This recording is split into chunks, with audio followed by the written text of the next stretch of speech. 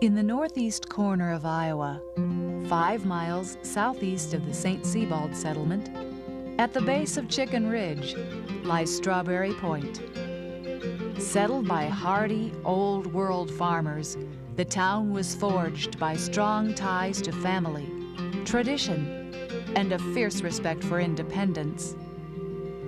Despite their conservative nature, the people of Strawberry Point have always held humor in great esteem and enjoyed a streak of flamboyant eccentricity. This unequaled capacity for self-expression has pervaded the town's history, from its early feats of daring do to its present-day knack for self-promotion.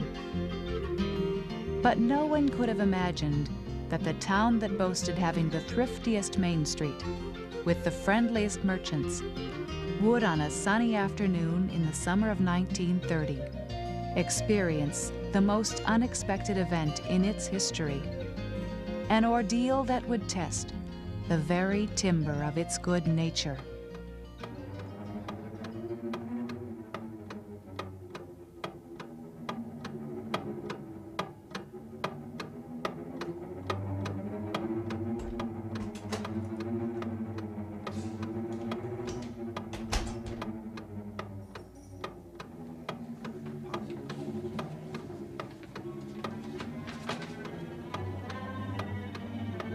This is a robbery.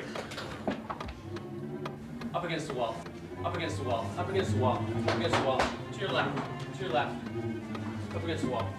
Go left. Move along. Get in. Get in. Get in. Get in.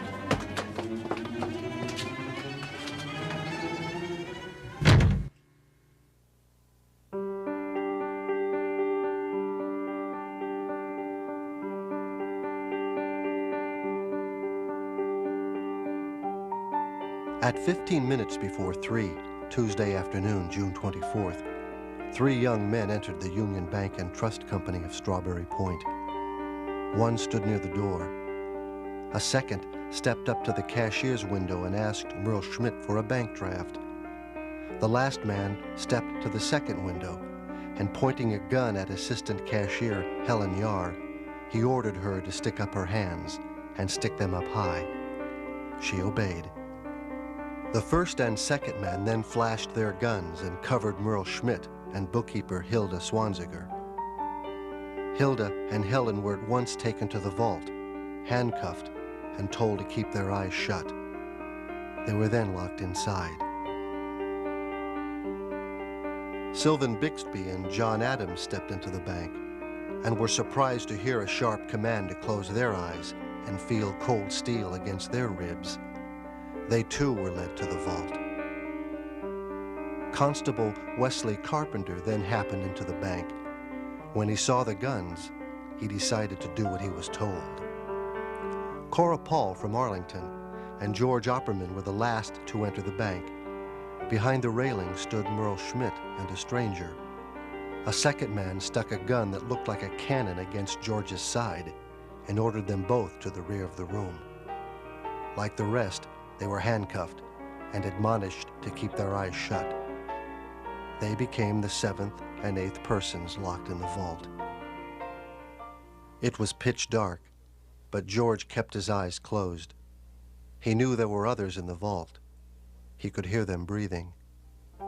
He could also hear one of the gang swearing at Merle Schmidt, commanding her to turn over the money. Visibly shaken, Merle dumped the money into a grip. Ordered to the rear, her hands were tied with copper wire, and she was led into the vault. Once again, everyone was admonished to be quiet or they would die. One at a time, the robbers left the bank, each closing the door behind him. Miss Dolores Mearson, sitting across the street, saw them leave. They entered their car and drove eastward. 9 people remained in the vault, breathing, silent. Clayton County Press Journal, Thursday, June 26, 1930.